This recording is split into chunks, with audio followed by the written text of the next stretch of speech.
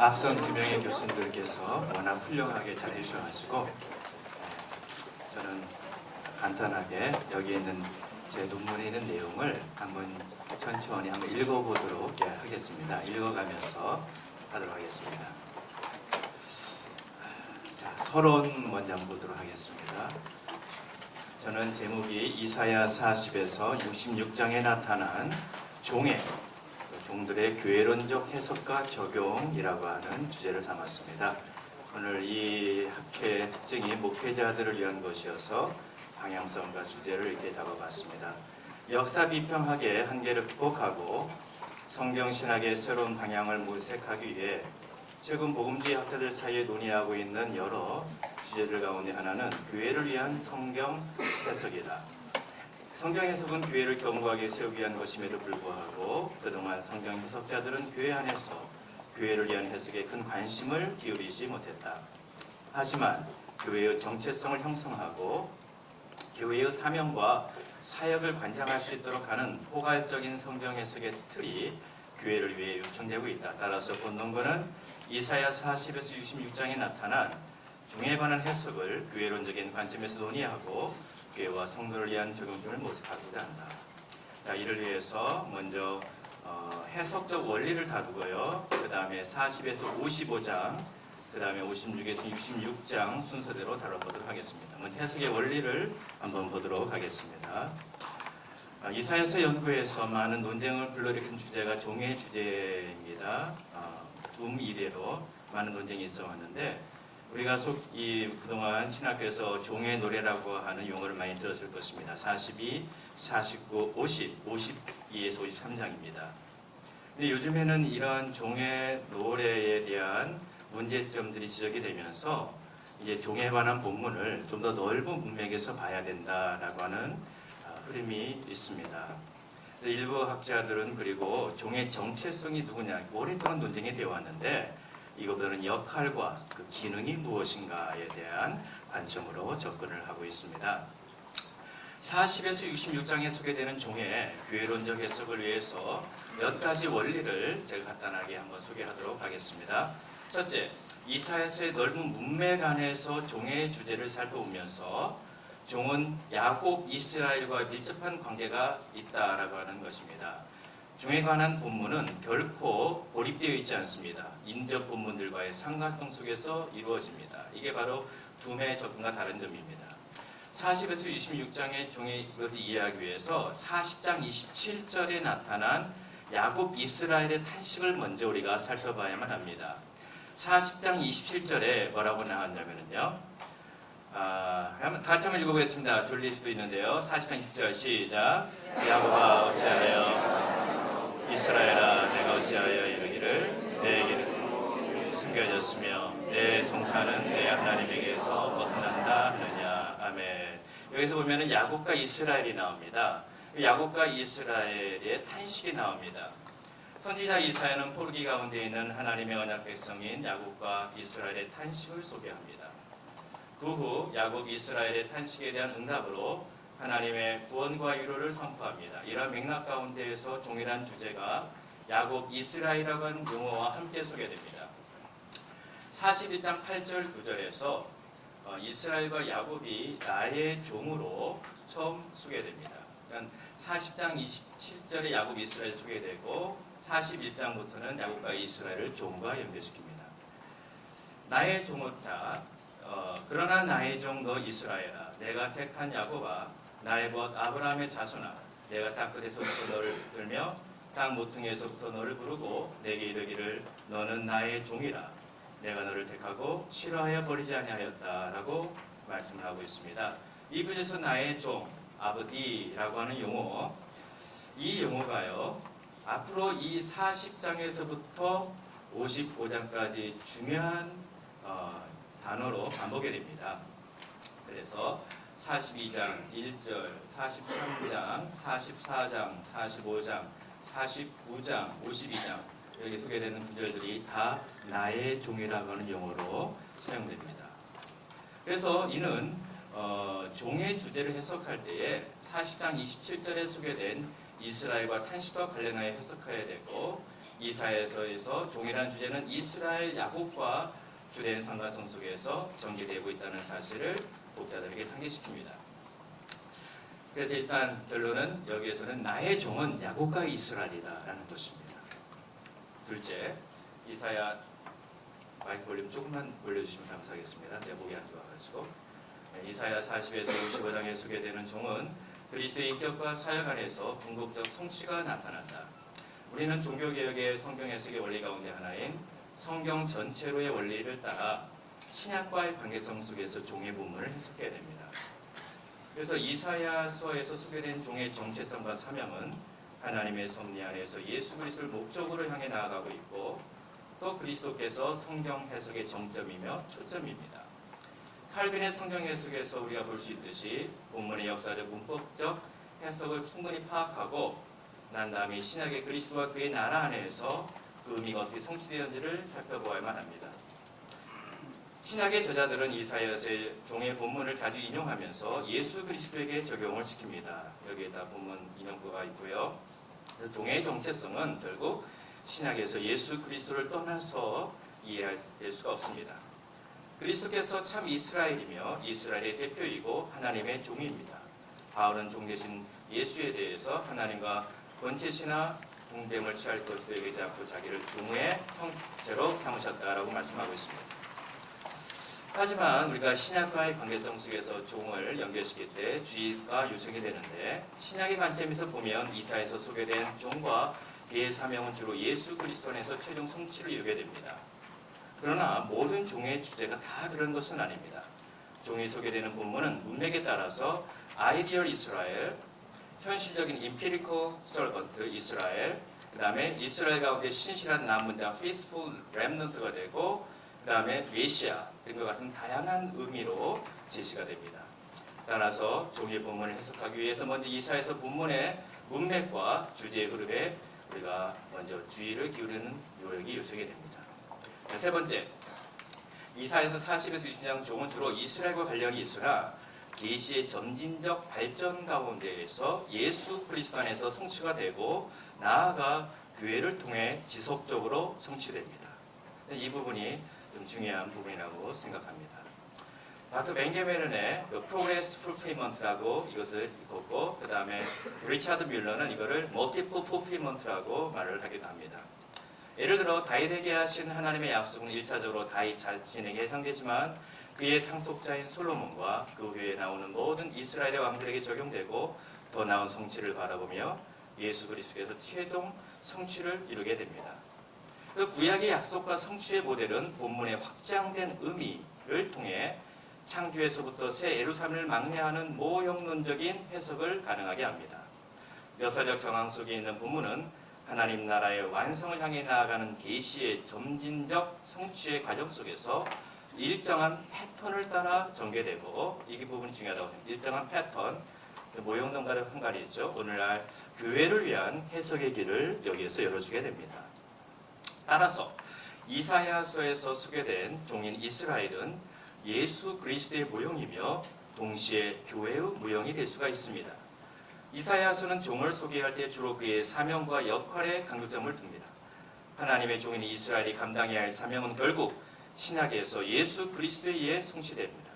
그렇다면 이 사명은 그리스도에게 성취되고 종결되어 오늘날 교회를 위해서는 적용될 수 없는 것인가? 그렇지만 않습니다. 종의 사명은 그리스도께서 궁극적으로 성취하셨고 오늘날 영적 이스라엘인 교회가 지속해서 그 역할을 감당해야 합니다. 참 이스라엘인 교회는 구약의 이스라엘과 연속적인 관계 속에 있는 백성이며 이 땅에서 이스라엘의 사명을 수행하는 하나님의 택한 백성들의 공동체입니다. 이같이 하나님의 약속의 구속사적인 이해는 언약의 통일성 안에서 이스라엘과 교회의 관계를 유리적으로 이해할 수 있도록 돕습니다. 칼빈은 구약 선지자들의 애언을 역사적 맥락 안에서 해석할 뿐만 아니라 유비의 원리, 어네알러지의 원리를 따라서 목회적 관심을 가지고 교회라고 하는 청중의 상황에 적극적으로 적응합니다. 그래서 이사야서의 종의 이 교회론적 해석은 구속의 역사를 섭리적으로 주관하시는 성부 하나님, 그 다음에 성부의 구속 계획을 성취하시는 성자 예수 그리스도, 그 다음에 그리스도의 구속의 성취를 적용하시는 성령의 사역의 근거를 두고 있습니다. 삼위일체 하나님의 사역은 과거나 현재나 미래에도 변함없이 동일한 패턴을 이루며 진행이 되고 있습니다. 요즘 위튼 칼리지에서 케빈 벤 후저와 그의 제자 다니엘 티에르라고 하는 그 두 교수를 중심으로 성경의 신학적 해석이라고 하는 컨퍼런스가 열리고 있습니다. 이제 앞에 각 주에 들어있는데 거기에서 이제 요즘 케빈 벤 후저 그다음에 위튼 칼리지 컨퍼런스를 통하여서 역사 비평의 한계를 극복하고 교회를 위해서 성경을 해석하자라고 하는 움직임, 그 가운데 삼위일체적인 해석의 방향으로 요즘 많이 흘러가고 있는 것들을 바라보게 됩니다. 자, 그러면 이 원리에 따라서 40에서 55장의 내용에 이제 구체적으로 한번 살펴보도록 하겠습니다. 자, 3.1 먼저 보도록 하겠습니다. 자, 42장. 소위 종의 노래가 불리는 본문들 가운데에서 처음 본문은 이사야 42장입니다. 앞서 언급했던 것처럼 이 본문은 이사야 40장 27절의 야곱 이스라엘의 탄식과 관련해서 이해하고 42장 8절 9절 나의 종으로 언급된 야곱 이스라엘과 주제적 음직성 안에서 해석이 되어야 합니다. 그는 연속적인 본문으로 보자는 것이죠. 이스라엘의 탄식에 대한 하나님의 명답은 42장에서 독특한 종의 모습으로 소개되고 42장에서는 나의 종이 1절과 19절 각각 서로 다른 모습으로 소개됩니다. 42장의 1절에서 9절에서 나의 종은 하나님이 그를 기뻐하고 선택하고 부른 종입니다. 근데 이 종의 정체성에 대해서는 구체적으로 언급하고 있지는 않지만 그의 인격과 사역을 본문은 말하고 있습니다. 인격은 온순하고 조용하며 상한 갈대를 꺾지 않은 인자한 성품을 가지고 있습니다. 그리고 하나님께서 종에게 자신의 영을 부어주어 이방의 정의를 베풀고 세상의 정의를 세우는 사명을 주십니다. 그리고 종은 또한 열방을 향하여 리더십을 발휘하고 그들은 종의 교훈을 앙망합니다. 또 이 종은 백성의 언약, 이방의 빛, 또 눈먼 자를 또 밝히고 갇힌 자를 해방시켜주는 사명을 합니다. 그렇다면 과연 이 종이 누구인가? 많은 논쟁이 있었죠. 앞과 뒤 문맥에서 보면 이 종은 앞서 소개된 이스라엘과 연관이 있으나 좀 차원이 다릅니다. 실제적인 이스라엘이기보다는 하나님께서 처음부터 이스라엘에게 기대하셨던 사명을 감당한 아이디얼 이스라엘의 모습입니다. 열방을 향해 사명을 감당한 이상적 이스라엘의 모습을 인격화, 퍼스니피케이션을 한 것입니다. 이 본문에 나타난 종은 그에게 부여된 역할을 신실하게 수행할 누군가를 장차 바라보게 되죠. 자, 이상적인 모습이 1장에서 9절까지 소개되었다면 18에서 19절에는 이 모습과 상반된 이미지가 소개됩니다. 19절에 이렇게 말합니다. 맹인이 누구냐? 내 종이 아니냐? 누가 내게 보는데 사자같이 못 드는 자겠느냐? 내게 충성되는 같이 맹인이겠느냐? 누가 여호와의 종같이 맹인이겠느냐? 여호와의 종인을 또 여기서는 맹인으로 동격화를 시킵니다. 그러면 여기서는 이게 누구냐? 현실적인 이스라엘입니다. 영적으로 무지하고 불순종하며 포로로 끌려간 이스라엘에 대한 묘사입니다. 이스라엘의 영적인 죄가 그들의 눈을 가려고 귀를 막게 하였고 이들을 약탈자에게 넘겨줬고 탈착에 하게 하신 분이 여호와십니다. 자, 42장에 나타난 종은 교회의 정체성과 사명에 관련하여 다음과 같이 설명될 수가 있습니다. 먼저 42장에 소개된 아이디얼 서번트, 하나님이 원래 이스라엘에게 기대했던 이상적인 모습은 예수님에게서 성취가 됩니다. 예수께서 요단강에서 세례를 받을 때 하늘로부터 이는데 사랑하는 아들이여 내 기뻐한 자라 음성이 들렸습니다.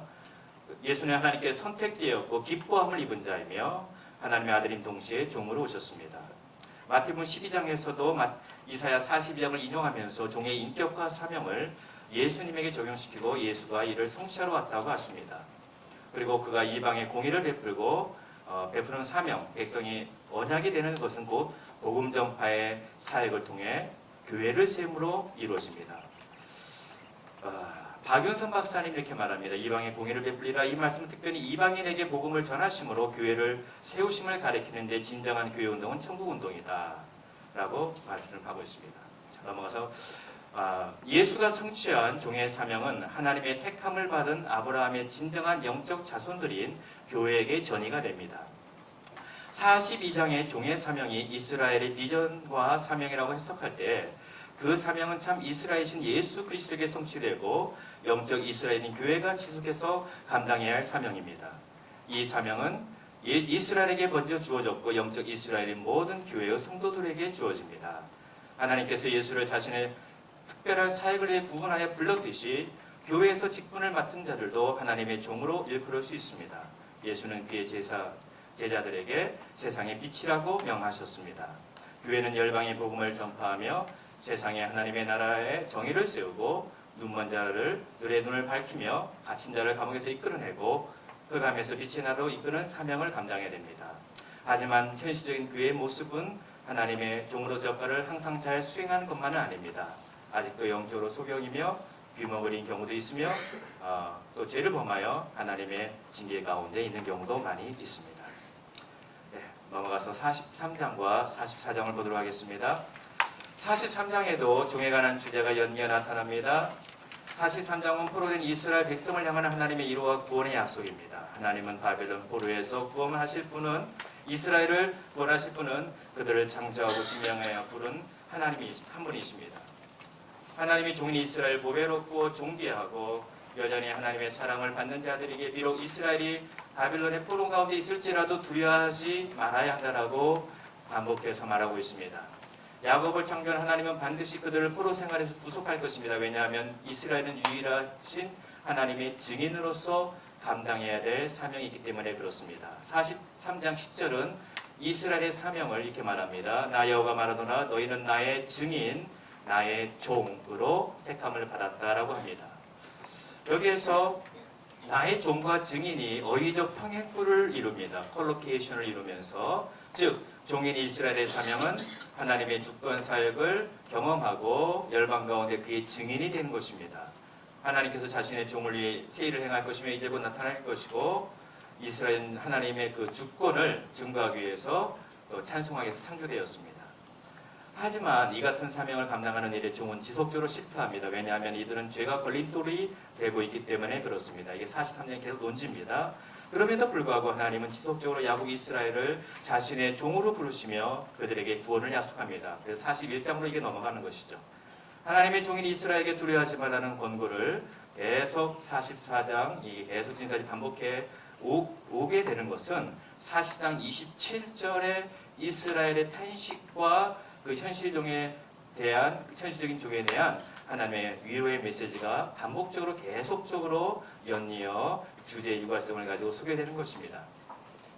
자, 44장에서 종인 이스라엘에게 주어진 구원의 약속은 성령을 통한 자녀들의 회복입니다. 이제 자녀들이 회복되는 것을 말하고 넘어가겠습니다. 시간 관계상 중간에 43장, 44장에 소개된 종은 교회와 관련하여 다음과 같이 해석할 수 있다. 종인 이스라엘과 교회는 서로 유비적인 관계를 이룬다. 이사야 선지자는 창조주 하나님이 종인 이스라엘을 지은 자라고 반복하여 강조한다. 사도 바울은 에베소서 2장 10절에서 교회가 하나님의 선한 일을 위해 지음받은 존재임을 말한다. 우리는 그가 만드신 바라 그리스도 안에 선한 일을 위하여 지음을 받은 자다. 또한 교회는 그리스도 안에서 그의 영광과 찬송이 되게 하는 목적으로 택함을 받은 존재임을 위해서 말하고 있고요. 그러면 칼빈이 말한 대로 교회는 원래 자신 안에 어떤 것도 가지고 있지 않으며 교회를 택하고 탁월하게 만드는 모든 것이 전적인 하나님의 은혜임을 알고 그분에게 영광이 돌려져야 한다는 점을 항상 기억해야 된다. 이스라엘 자손들이 하나님의 영을 부어주심을 통해 회복을 경험했듯이 교회는 하나님의 성령으로 인지심을 받은 구속받은 자들의 공동체이며 하나님의 회복도 성령의 사역이다. 종인 이스라엘은 하나님의 증인으로 부름을 받았다. 마찬가지로 영적인 이스라엘인 교회는 복음 증인의 사명으로 부여받았고요. 사도행전 1장 8절 말씀이 있고 오늘날 교회도 이런 사명이 지속적으로 전이가 됩니다. 네, 45장에도요. 이제 여기는 이제 고레스와 같이 소개되는데 고레스가 이스라엘인 종인 이스라엘을 위해서 하나님께 부름받은 메시아다라고 하는 메시지를 하면서 그렇게 하나님이 이방 나라의 왕을 들어서까지도 자신의 종들을 구원을 약속하신다는 내용입니다. 교회론적으로 해석하면 하나님께서 주님의 교회를 이렇게 지속적으로 비록 위기에 처해 있고 불순종하더라도 돌보신다는 것입니다. 그런 걸 절망하지 말자는 것이고요. 자, 49에서 55장까지가 이제 종에 관한 내용이 좀 급진정하게 약간 좀 변화가 일어납니다. 이 부분이 굉장히 중요한 부분인데요. 49장 먼저 보도록 하겠습니다. 49장의 종의 모습은 앞에 소개된 종과 유사성이 있습니다. 종의 정체성 측면에서 보면 종은 태에서 부름을 받고 하나님께 기억이 되었습니다. 그러니까 모태로부터 또한 나의 종으로 이끌음을 받습니다. 이것도 49장에 나타나고요. 종의 사명도 42장의 종과 여러 면에서 유사한 종의 사명이 나타납니다. 예를 들어서 열방을 향한 사명, 이방의 빛이 되는 사명. 근데 이와 같은 유사점에 불구하고 49장의 종의 정체성은 좀 독특한 면이 있습니다. 왜냐하면 하나님께서는 그의 입을 날카로운 칼과 같이 되게 하셨다고 말하고 있고요. 1절에 백성들 앞에 공적으로 드러내기 위해 하나님이 준비시킨 종으로 소개되고 있습니다. 그리고 이 종은 이스라엘이라고 불렀지만 또한 이스라엘을 주께로 돌아오게 하는 역할을 하는 사명을 맡았습니다. 이게 굉장히 어려운 본문이죠. 그래서 40장에 48장의 이스라엘의 공동체의 개념에서 여기에서는 또한 개인적인 인디비주얼리스틱한 1인칭으로 소개가 됩니다. 물론 48장부터 소개가 됐지만요. 따라서 49장의 종은 42장에서 소개한 종과 같은 수준으로만 다룰 수가 없습니다. 이 본문에서 40에서 48장에 나타난 종이란 주제의 변이, thematic variation과 development가 나타납니다. 여기에서 이제 히브리인들의 사상 가운데 흔히 볼 수 있는 집합적 인격체 개념이 개인적으로 묘사된 종을 통하여 드러납니다. 49장의 개인적인 종은 집합적 이스라엘의 언약적 머리입니다. 그는 이스라엘의 보존된 자들과 동일시될 수는 없지만 호로기안에서 지도자 역할을 하며 이스라엘의 회복과 구원을 위해 역할을 하는 지도자입니다. 또한 이 종은 이스라엘 내의 신실한 자들이 될 수도 있습니다. 집합적 인격체 사상의 중요한 요소 가운데 하나가 이 유동성입니다. 개인에서 공동체로, 공동체에서 개인으로, 집합체 안에서 개인으로, 개인 안에서 집합체로 변하는 개념의 유동성이 있습니다. 사실 이사야 49장에서 소개된 종의 주제적 정체성은 내일에 감추어져 있습니다. 오히려 본문의 주된 관심은 종의 정체성이라기보다는 그의 직임과 사명이 있습니다. 이 종의 사명은 야곱 이스라엘을 위한 것이며 나아가 열방을 위한 사명과 관련이 있습니다. 하지만 이 종의 사명을 수행하면서 고난을 경험하게 됩니다. 이 고난이 또한 특징입니다. 고난 가운데 탄식하며 하나님의 보응을 기다리고 있습니다. 사람에게 거절과 멸시를 당하며 백성에게 미움을 받지만 하나님을 신뢰하며 그분의 신원을 경험하게 됩니다. 자, 49장의 모습은 예수님의 사역 안에서 성취가 됩니다.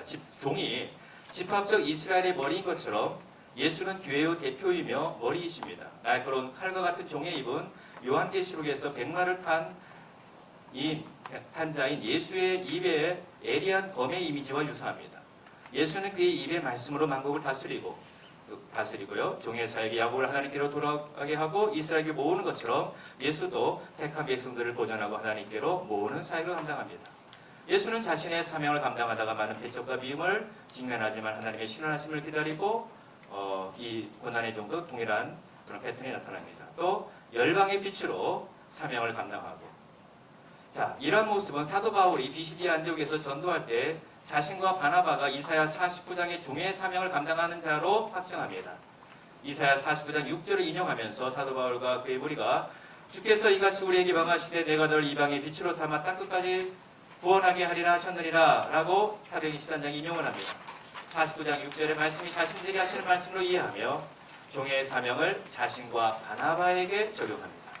따라서 49장의 말씀은 예수 그리스도, 그 다음에 교회의 말씀 사역자들, 그 다음에 교회사와 성도들에 의해 성취되고 적용이 될 수 있습니다. 이 적용이라는 용어를 저는 영어로 appropriation이라고 하는 용어로 사용하기로 하는데 appropriation이라고 보면 좋겠습니다. 자, 50장 넘어가고요. 시간 관계상 53장이 중요하기 때문에 한번 보도록 하겠습니다. 49장부터 시작된 종의 주제는 50장에도 고난의 이 모티프가 들어가고요. 그 절정이 52장과 53장에서 절정을 이룹니다. 이 본문은 종을 소개할 때 네 종이라는 용어를 사용했지만 그를 이스라엘이나 야곱이라고 부르지 않습니다. 그동안 나왔던 패턴과 좀 다릅니다. 종의 정체성을 묘사하는 단어들은 여호와의 팔, 연한순, 마른 땅에 나온 뿌리, 고운 모양도 없고 풍채도 없는 자, 흠모할 만한 아름다운 것도 없는 자, 도수장으로 끌려간 어린 양, 같이 묘사됩니다. 이 같은 묘사들은 지금까지 소개된 모습과는 사뭇 다른 이미지입니다. 이 가운데에는 메시아적 이미지가 있습니다. 각주에 보면. 그렇다면 종의 사명은 어떻게 소개됩니까? 자, 종의 사명은 열방을 위해 사명을 감당하는 자이고요. 그 다음에 열방뿐만 아니라 이스라엘에게도 사명을 감당하고요. 그 다음에 셋째로 개인적 고난을 받는 종입니다. 자신의 고난과 죽음을 통해 다른 사람들의 죄를 용서하고 대속하는 사역은 지금까지 소개된 종의 모습에는 전혀 없었던 모습입니다. 이는 52장에서 53장에 소개된 고난의 종만의 독특한 사역입니다. 역사적으로 이사야나 그 어떤 선지자들도 이와 같은 역할을 하지는 못했습니다. 넷째, 고난의 종의 사역을 통해 언약이 회복이 됩니다. 53장 10절에 속건제물로 일으키면 후손을 씨를 보게 된다고 했는데 이 씨가 제라입니다. 창세기 3장 15절에 또 아브라함 언약에 많이 사용됐고요. 그 다음에 이사야서 54장에 앞으로 나올 본문에도 제라라고 하는 용어가 여기에 집중적으로 소개가 되고 있습니다. 그래서 자식의 회복을 말하고 있습니다. 그래서 53장의 종은 사역을 통해 예루살렘과 자손들이 회복이 됩니다. 이 회복은 불임의 아내가 자녀를 잉태하고 남편인 하나님이 그의 아내를 긍휼히 여기고 각종 보석으로 단장한 예루살렘의 모습으로 소개됩니다. 무엇보다도 고난의 종의 사역을 통해 회복된 예루살렘에서 많은 종들이 산출됩니다. 이제 54장 17절부터 이 이후에 나오는 이사야서는 다 복수 아버님 종들로만 소개됩니다.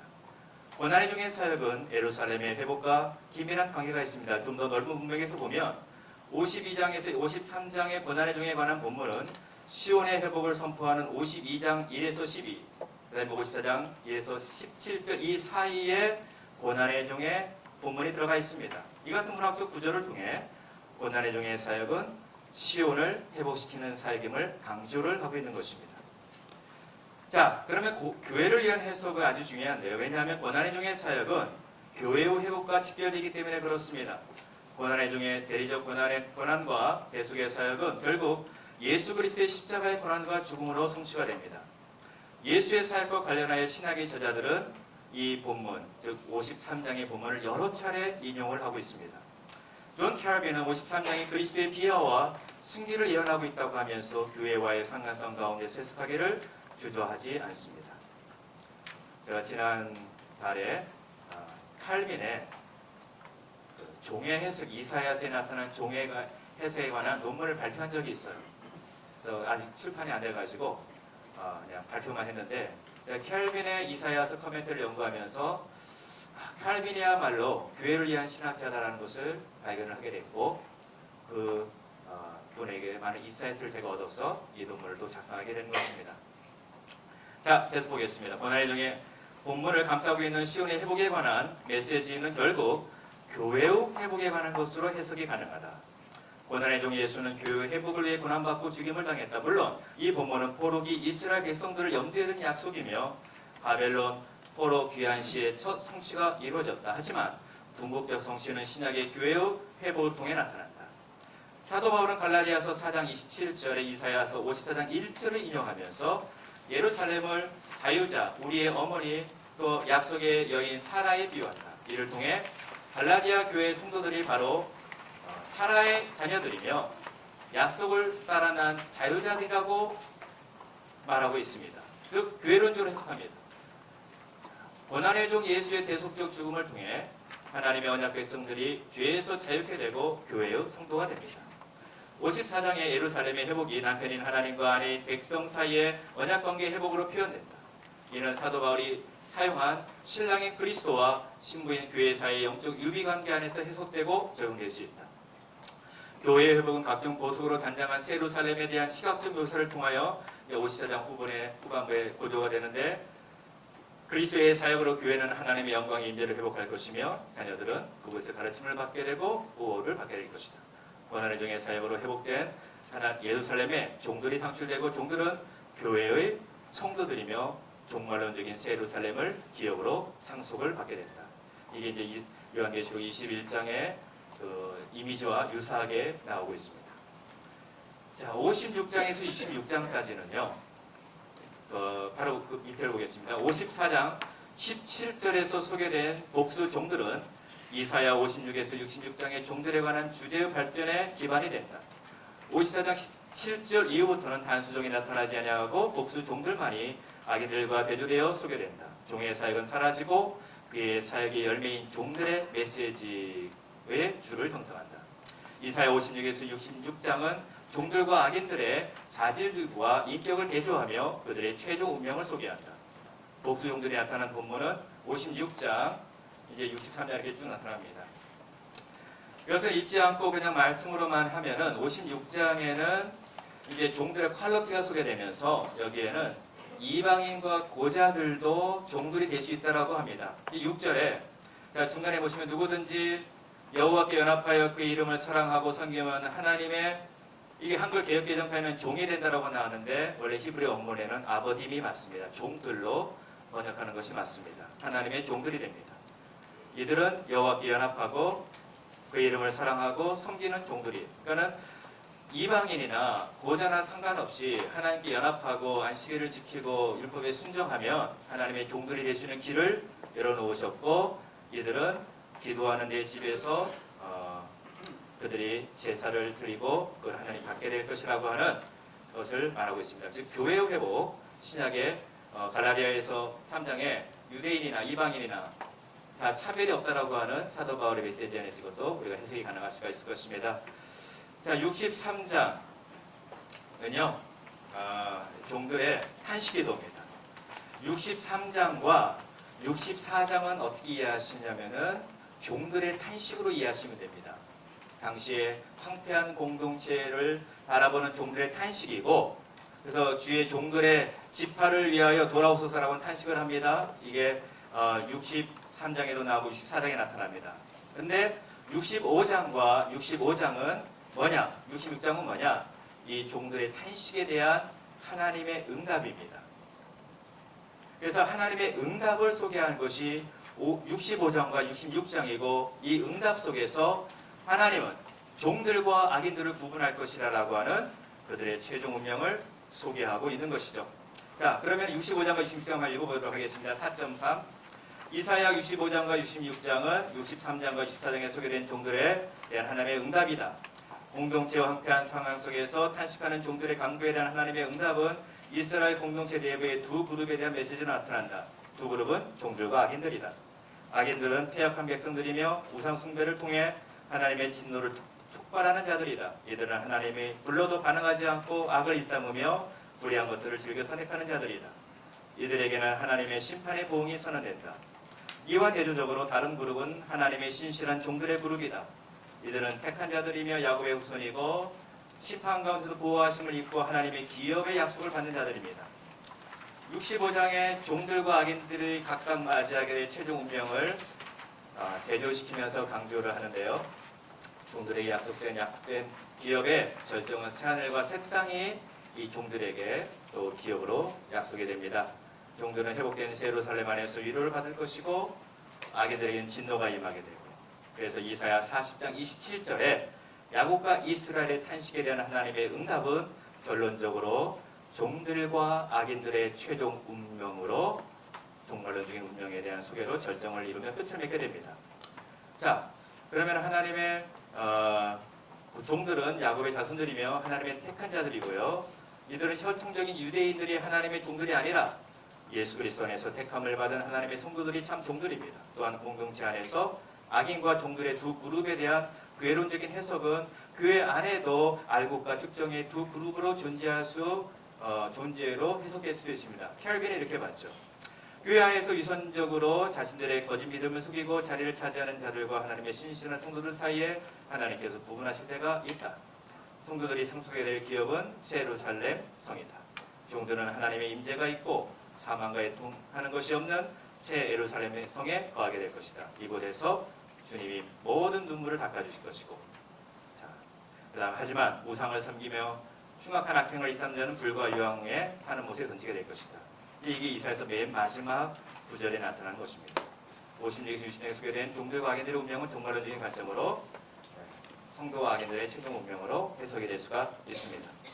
이렇게 해서 여기까지만 하고 결론 부분은 앞에서 나온 것에 대한 것이기 때문에 따로 읽지는 않겠습니다. 이것으로 발표를 마치도록 하겠습니다.